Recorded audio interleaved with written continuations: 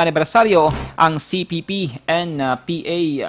Ang aking utos nga, di ba, tumigil at saka kailangan maging agresibo ang tropa para hindi nga sila makagawa ng karahasan. So, yan ang ginagawa natin. Tutuloy-tuloy lang natin yung ganitong posture natin. Nabatian si 303rd Infantry Brigade Commander Arevalo. Dako pang top 8 priority target kag high value target number 2 sa illegal nga drogas ang hinigaran PNP matapos ang buy-bust operation sa MH Del Pilar Street, Barangay 3 Extension, Banuas ang hinigaran tinalikdan nga adlaw. Ang sospetsadong ginkilala kay Benji Matiliano, 41 anyos, kag residente sa Jacinto Street sa amuman nga barangay. Nakuha kay Matiliano ang balor 4,000 pesos nga sang ginasuspetson Shabu nga karon ginpaydalob na sa laboratory examination. Priso naman sa custodial facility sa hinigaran PNP ang sospetsado kag matubang sang kaso nga paglapas sang Republic Act 9165 ug Comprehensive Dangerous Drugs Act of 2002.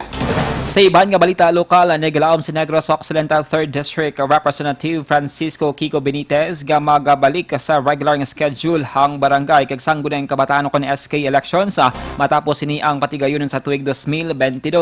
Ini ang reaksyon sang kongresista sa pagperma ni Presidente Rodrigo Duterte sadtong Martes sang kasuguan nga nagapaiso sa mga eleksyon nga una gintalana sa Mayo 11 tuig 2020. Nagasalig si Benitez nga may madamo pang mahimo ang subong nga mga opisyal sang SK ag barangay tubtub 2022. Una nga ginpaisod ni Duterte ang October 2017 nga barangay kag SK elections kag ginpatigayon sa itong Mayo tuig 2018. They deserve a full term, no? So hopefully ma-regularize na pagkatapos nila. Nabatian si 3rd District Congressman Francisco Kiko Benitez. Samtang formal nga ginlansar sa mga local government units sa ikatatlo nga distrito sa Negros Occidental, Bureau of Fisheries and Aquatic Resources, kag Worldwide Fund for Nature Philippines, kag gobyerno probinsyal, ang alyansa gud proteksyonan ang coastal resources. Iningin patigan sa social halls ng Kapitolyo Probinsyal kadungan sa pagperma sang Memorandum of Agreement sa Negros 3rd District Coastal Resource Management and Development Council.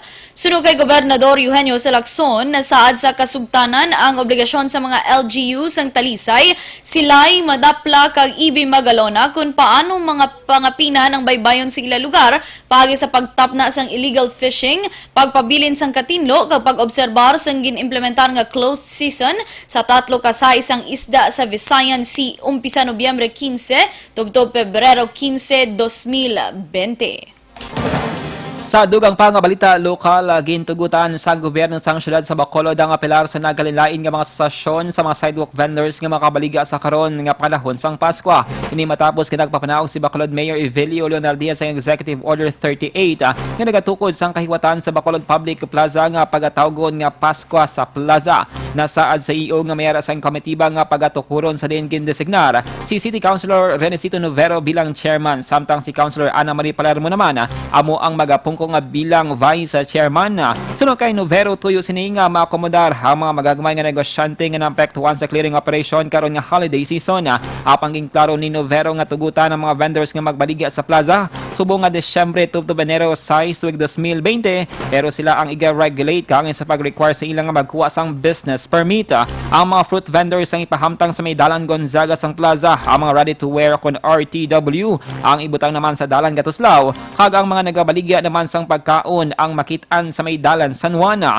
Ginbathag sang konsehal nga nakapagwa na sang legal opinion ng DILG hangot sa pangabay sa mga sidewalk vendors nga makabaligya karon nga holiday season, kag insight sang ahensya ang pila ka mga legal principles desisyon sang Korte Suprema Probinsyon sang Layi hangot sa poder sang local government unit sa pag-usa sang pampubliko nga dalan. Of course, ang isa naton diri ka objective na mapasadya sa ang plaza naton sa tinion sa Pasko. Kaduha nga matagaan ta naton mga less privileged ang mga kauturan, no, na binigid ang mga nagakinanglan magpangita binigid survival na diba. Dapat yan ang chairman sang Pasko sa Plaza City Councilor Renesito Novero. Sa katapusan nga balita lokal, ginahulat sa karon sa Department of Interior and Local Government kung DILG sa syudad sang Bacolod ang bago nga memorandum circular sa pagpatuman kung paano masustener ang clearing operation sa pampubliko nga dalan. Sunod kay DILG Bacolod Director Joy Meredith Madayag, ila ginapaabot nga magwa ang bago nga pagsulundan nga mga sentro kung paano masiguro nga hindi magbalik ang mga naapektuhan sa clearing operation. Dugang pa ni Madayag, magluwas nga quarterly na ang pagsumeter sa report sa clearing operation. Sa memorandum circular man may baluan ang dugang nga mga pulisa. Sa karon ginatugyan sang DILG sa mga punong barangay ang monitoring sa mga illegal structures sa ilan na sakupan. Sa naibaluan bulan sang Oktubre 2019 ang gininspeksyon sang validation team sang DILG Iloilo ang compliance sang Bacolod kag nakakuha ini sang pasado nga grado. Una sa balita, una sa aksyon. Aksyon Radio Philippines, Saturday time alas 6:20 para sa complete nga management sa inyong liver detox mag DTX 500 sa kada adlaw. Ang DTX 500 ang may detoxifying compounds nga nagatinos ang aton dugo kagatay. Ini man ang mayara sing active ingredients sa phytochemicals ug anti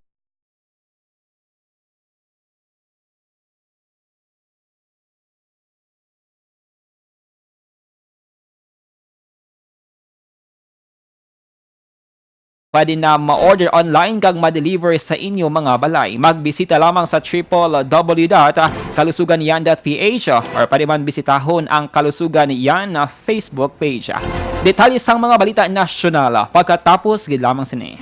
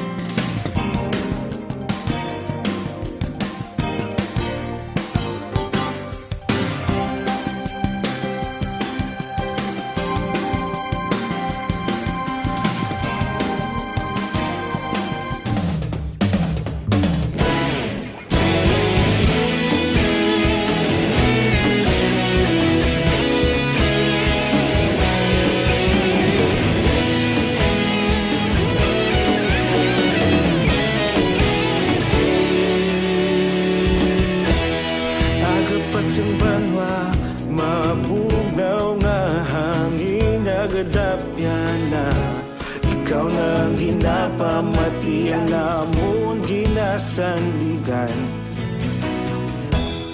Tingog sang probinsya kamatuuran ginapalap na.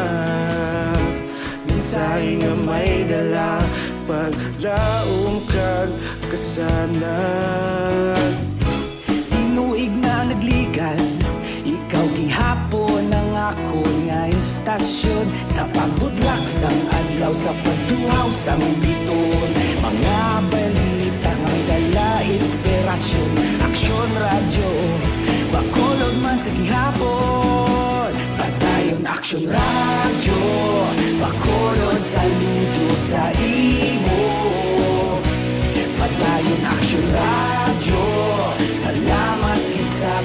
serbisyo. Patas kag balanse, matuod nga mensahe, wala sang hinadang piligan. Padayon Aksyon Radio.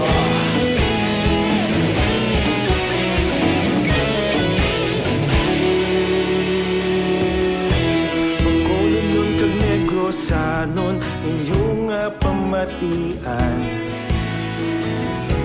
Stasyon nga nagapalaplag sang kamatuuran. Mabakod nga prinsipyo, reporter handa sa serbisyo. Kahapon, karun kag sa gihapon, kita magapadayon.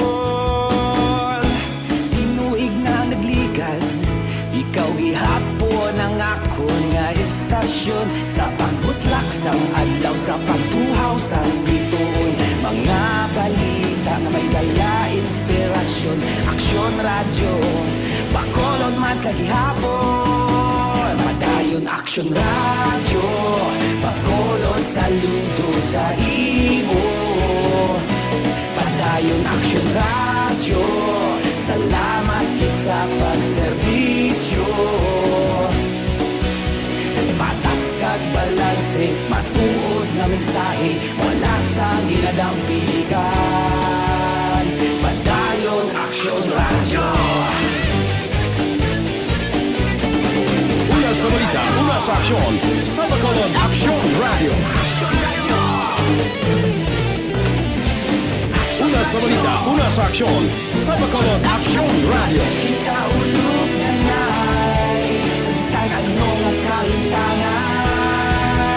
Responsable nga pagbalita, padayon nga ipalaknan. Malasig pero sigurado, aksyon nga may dalang pagpalanggan.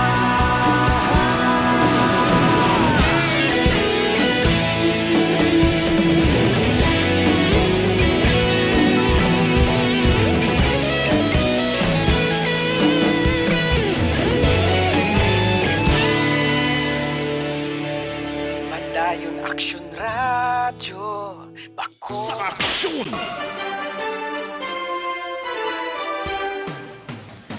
Action Radio Philippines, Center Time, alas 6:27. Sa detalye na sa mga balita nasyonal, nagpahayag sa kagustuhan si Southeast Asian Games Organizing Committee on FISGOC Chairman kag House Speaker Alan Peter Cayetano nga magbid ang Pilipinas para sa hosting sang 2030 Asian Games. Sunod kay Cayetano, magakonsulta pa siya kay Presidente Rodrigo Duterte angot sa mga plano. Ang pahayag ni Cayetano ang kasunod sang suhestyon ni Olympic Council of Asia Vice President Wee Zizong sang pungsod China nga mag-host ang Pilipinas sang mas dakong nga sporting events bangod sa madinalagon nga hosting sang 2019 Southeast Asian Games. Sunod kay Cayetano, mas manami ang pag-host sa Asian Games bago nini ang ginakinahanglan nga yara sa kalugar ang venue. Mahimo magtukod sang sports facilities sa Luzon, Visayas kag Mindanao para sa hinampang. Sunod pa sa House Speaker, dako nga bentaha man para sa Pilipinas ang hosting sang sports competitions bangod nagapasulod din isang kwata kag trabaho. Kung magdaog sa bidding, hini ang ikaduwa nga kayunan nga nag-host ang Pilipinas sang Asian Games matapos ini ang ginpatigayon sa pungsod sadtong 1954. Walagin sa PAC ni Interior Secretary Eduardo Anyo ang paandam sa isang rebelde nga grupo. Sunod kay Anyo, handa sila sa anuman nga plano sang mga ini, kagunahan nila ang rebelde nga grupo bago pa mahimong ila malaing nga plano. Reaksyon man ni Anyo matapos ginbulgar sa isa ka mataas nga opisyal sa National Task Force to End Local Communist Armed Conflict nga lakip ini sa mga matagas nga opisyal sang gobyerno nga target sang NPA hit squads. Wala labot kay Anyo lakip man sa hit list ang sang NPA sa National Security Advisor Hermogenes Esperon Jr. kag National Commission on Indigenous Peoples Chairman Allen Capuyan. Target man sa mga rebelde ang 5 ka anay pinuno sang hublag nga nagabulig sa karon sa anti-insurgency campaign sang gobyerno. Angot sa mga balita, hindi na bag-o para sa hanay sang Philippine National Police akon PNP ang plano nga pagpatay sa mga opisyal nga nagapanguna sa giyera kontra insurgency. Suno kay PNP spokesman Brigadier General Bernard Banaca, hindi na bago ang mga pamahog sa seguridad sa mga matagas nga opisyal sang gobyerno, ilabi na nga nagahilapit ang founding anniversary sang Communist Party of the Philippines akon CPP. Ang CPP ang magasuulog sa ika-51 nga founding anniversary sa mabot nga Disyembre 26. Una ang ginbulgar ni Major General Antonio Parladi Jr., Deputy Chief of Staff for Civil Military Operations ng Armed Forces of the Philippines, nga naglansar sang plano ang CPP nga patsyon ang mga opisyal nga nagapanguna sa counter-insurgency programs ng gobyerno, lagip na sana Interior Secretary Eduardo Anyo, National Security Advisor Hermogenes Esperon Jr., hag National Commission on Indigenous Peoples Chairman Allen Capuyan. Sunod kay Banak, wala sang adjustment sa security measures nga ginapatuman sang PNP kasunod sa mga death threats. Nagpasiguro man si Banak nga preparado ang security details sa mga opisyal nga yara sa hit list sa anuman nga pang-atake. Sa katapusan nga balita national, ginhatagan sang pagkilala sang Senado si Police Senior Master Sergeant Jason Magno, nga mong polis nga nagapa sa Granada sa Initaw College sa Misamis Oriental. Sunod kay Senator Sonny Angara, hindi basta-basta ang ginimo ni Magno, rason nga dapat lang nga kilalahon siya nga baganihan. Dugang pa, wala naging paminsar ni Magno ang kaugalingon, kundi ang mga estudyante kag iban pa nga sibilyan nga yara sa lugar nga posible mangin biktima sang paglupok sang Granada. Palayag ni Angara ang mga kaangay ni Magnong matuod nga ehemplo sang maayong nga miyembro sang kapulisan. Una sa balita, una sa aksyon. Action Radio Philippines, Standard Time na sa media, detalye sa balita international, sports kag entertainment. Pagkatapos, lamang sini.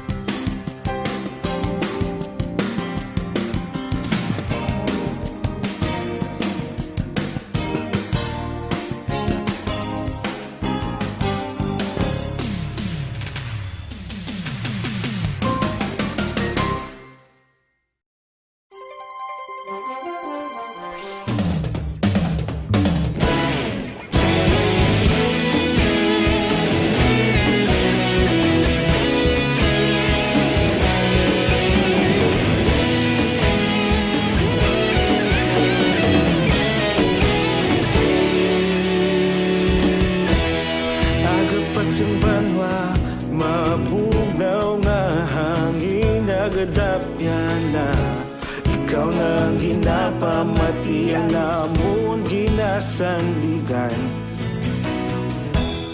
Tingog sang probinsya, kamatuuran ginapalap na. Minsay nga may dala, paglaom kag kasanat. Tinuig na nagligan, ikaw gihapon ang ako nga istasyon. Sa pagbudlak sang adlaw, sa pagtuhaw sang biton. Mga balita nga dala inspirasyon. Aksyon radyo, bakolod man sa gihapon. Padayon Aksyon radyo, bakolod saludo sa imo. Padayon Aksyon radyo, salamat kisa pagserbisyo. Patas kag balanse, matuod nga mensahe, wala sang Radyo.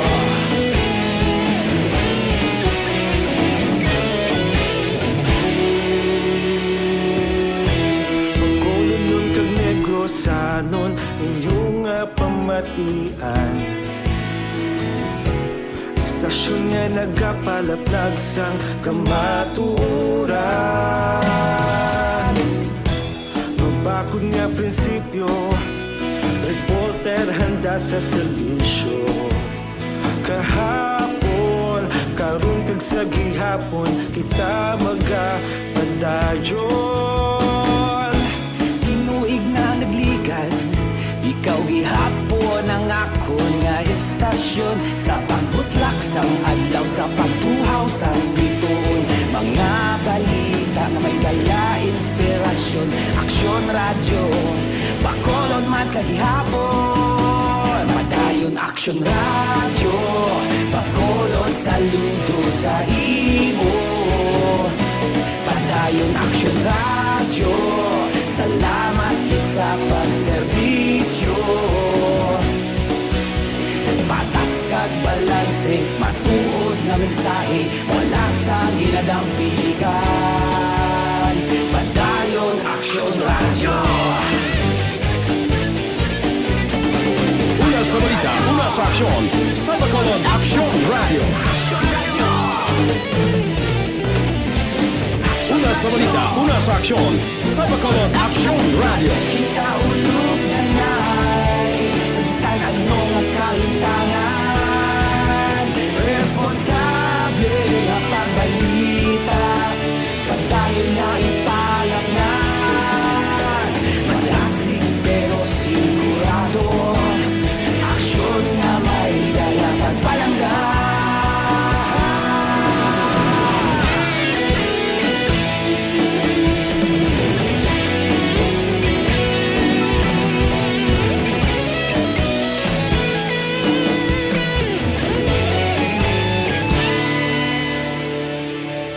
Padayon aksyon radyo, bakolod saludo sa imo. Padayon aksyon radyo, salamat kit sa pagserbisyo. Padayon aksyon radyo, bakolod saludo sa imo. Padayon aksyon radyo, salamat kit sa pagserbisyo. Patas kag balanse, matuod nga mensahe, wala sang ginadampigan. Padayon aksyon radyo.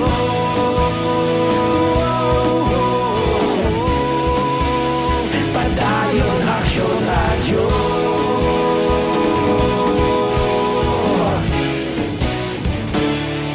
Padayon aksyon radyo.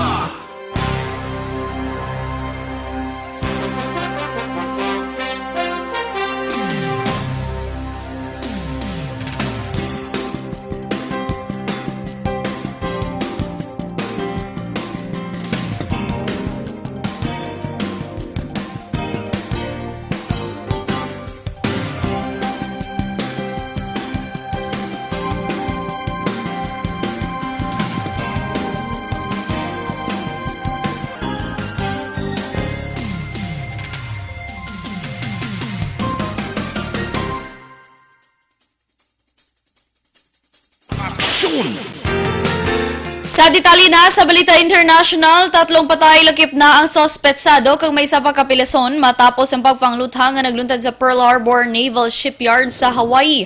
Base sa investigasyon, ang sospetsado ang isa ka US sailor nga nag-suicide paagi sa pagluthang sang kaugalingon matapos ginluthang ang 3 ka persona. Ang 2 ka mga biktima nga nagkalamatay ang mga empleyado sang Department of Defense samtang ang pilason ng isa naman ka sibilyan nga stable na sa karon ang kondisyon. Bangod sa insidente, ginpaydalom sa lockdown ang among nga base. Una sa balita, una sa aksyon.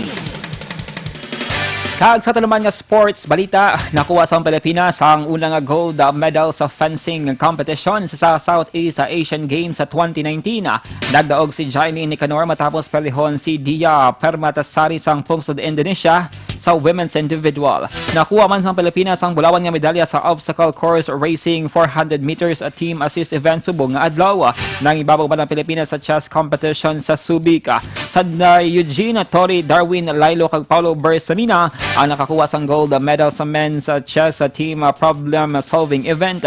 Silver medal naman ang nakuha sang trio nga sanay Janelle May Frayna, Catherine Secopito kag Shania Mendoza sa women's division sa parehas man nga category. Sa pinakahuli nga medal tally sa SEA Games 2019, ang Pilipinas ang mayara sang 127 ka mga medalya, lakip na ang 59 ka gold, 44 ka silver, kag 24 ka bronze medals. Una sa balita, una sa aksyon. Sa detalye na sa Balita Entertainment, arestadong misis ang aktor nga si Matt Evans bangod sa ginapagatubang niya nga kaso nga estafa. Gindakop ang 32 anyos nga si Riza Katrina Evans pagi sa warrant of arrest nga ginapagatubang niya nga sa estafa case sa Makati Metropolitan Trial Court Branch 66A. Sunod kay Police Major Gideon Ines ng Makati City Police, magluwas sa kaso nga estafa si Katrina Evans ang may ginapagatubang man nga kaso nga cyberbullying sa Cebu. Nakapiyansa naman ini para sa among nga kaso, samtang 30,000 pesos naman ang piyansa para sa kasong sang estafa. Nibaluan ang kasong estafa may kangtanan sa anay negosyo sang mag-asawa. Una sa balita, una sa aksyon.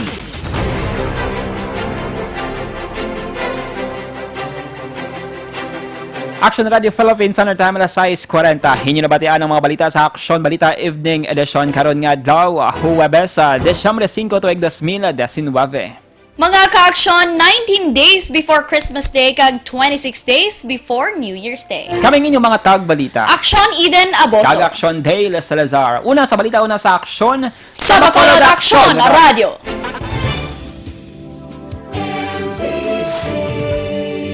Manila Broadcasting Company. Sa balita. Komentaryo. Issue. Serbisyo publiko. Aksyon Radio. Sa Bacolod, Aksyon Radio. Aksyon!